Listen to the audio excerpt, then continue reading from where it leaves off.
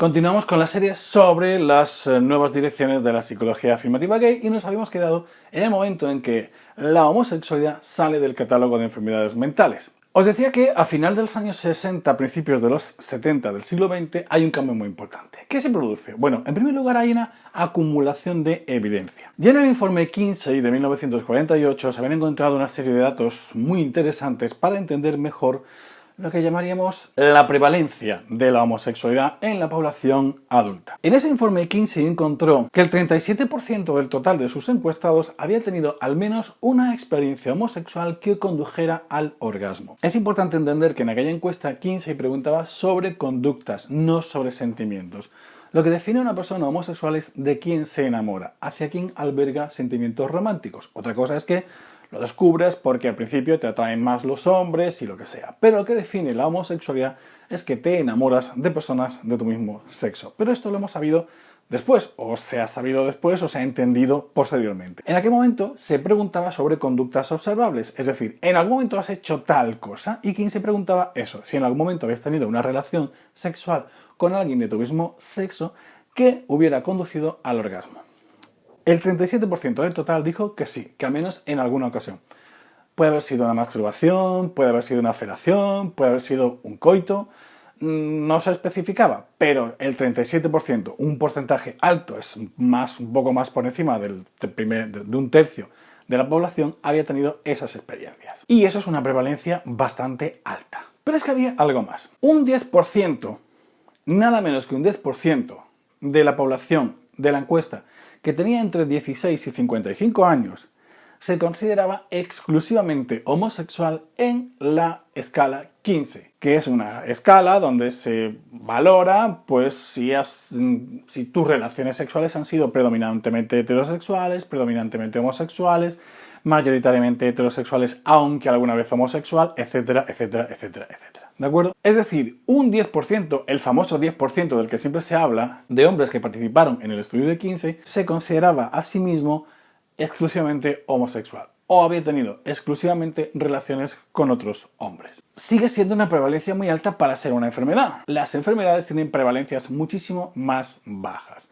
Es decir, pareciera que la homosexualidad, lejos de ser un trastorno, era una característica que estaba presente en la sexualidad de los seres humanos. Así que otros investigadores se pusieron a analizar un poquito más datos y hacer sus propias investigaciones. Importantísimo fue el estudio de Evelyn Hooker publicado en 1954. Fue la primera vez que se demuestra de forma claramente científica que no existe ninguna diferencia en cuanto a la salud mental de alguien homo y alguien heterosexual. ¿En qué consistió el estudio? Hooker pidió a un número de hombres gays y un grupo de hombres heterosexuales que rellenasen unos cuestionarios sobre salud mental. Era un test predictivo, esto de las manchas, es lo que había en los años 50, pero bueno, es lo que había. De cualquier forma, no era lo más importante. Una vez que tuvo los resultados, Hooker entregó esos resultados a una serie de evaluadores ciegos. Pero no ciegos de que no pudieran ver, sino ciegos en el sentido metodológico experimental, que no tenían ni idea de quiénes eran esos cuestionarios, esas respuestas. El experimento consistió, en realidad, en pedirle a esos evaluadores que desconocían quién había rellenado cada cuestionario, que intentaran adivinar, que intentaran saber, que intentaran decir si quien había rellenado ese cuestionario era un hombre homosexual o un hombre heterosexual. Y para ello tenían que basarse en la salud mental que claramente, pues venía reflejada en los resultados de ese. ¿Qué sucedió? No fueron capaces de distinguir entre hombres homosexuales y hombres heterosexuales. Es decir, investigadores acostumbradísimos a corregir ese tipo de test para saber si alguien tenía o no tenía problemas de salud mental, fueron incapaces de saber si los que habían contestado eran homos o heterosexuales.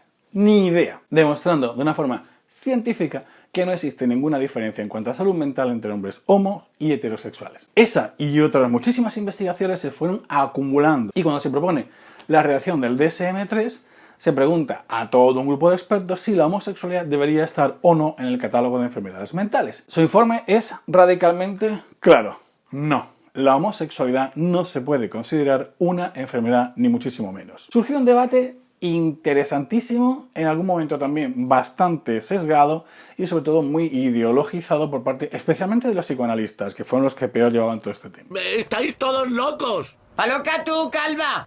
Y una de las cosas que se decía es que, bueno, que la homosexualidad a lo mejor no era ningún trastorno, pero que venía aparejada siempre a una serie de trastornos. Los homosexuales tenían más depresión, tenían más neurosis, más consumo de drogas, más problemas de relaciones, etcétera, etcétera, etcétera, etcétera. Al dictamen al que llega el Consejo de Expertos es que eso no está provocado por el hecho de ser homosexual, ni es una comorbilidad del hecho de ser homosexual, sino una consecuencia de la homofobia que esas personas han sufrido. Porque aquellos homosexuales que no habían tenido problemas de rechazo ni por parte de su familia ni por parte de sus entornos tenían una salud mental estupenda como cualquier otra persona heterosexual. Es decir, era el estigma, la homofobia, lo que provocaba todos esos males. Y decían que la solución, evidentemente, no era dejar de ser homosexual, sino que nuestra sociedad se educase para dejar de ser homófoba. Y ahí seguimos, un montón de décadas más tarde. Finalmente, y como no podía ser de otra manera, la homosexualidad se elimina de la lista de enfermedades mentales. Si tienes curiosidad por profundizar en ese debate, te dejo un vídeo aquí enlazado que te gustará porque se explica muy bien